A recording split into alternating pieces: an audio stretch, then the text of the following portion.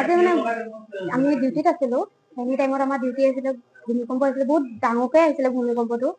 তাৰপিছত মানে বাচ্ছাকেইটা যিহেতু কোনো আমিতো দৌৰিম বুলি ক'লে বা ডাঙৰ মানুহে আমি পিটিককে দৌৰি যাব পাৰো, কিন্তু বাচ্ছাকেইটাতো নোৱাৰে। তো বাচ্ছাটোৰ কাৰণে আমি মানে সেই টাইমত ইমান ডাঙৰকে ভূমিকম্প আহিছিলে, তো আমি বাচ্ছাকেইটাৰ ওচৰত নিৰাপত্তাৰ কাৰণে আমি মানে তাতে বাচ্ছাকেইটা ওচৰ কৰিছিলো।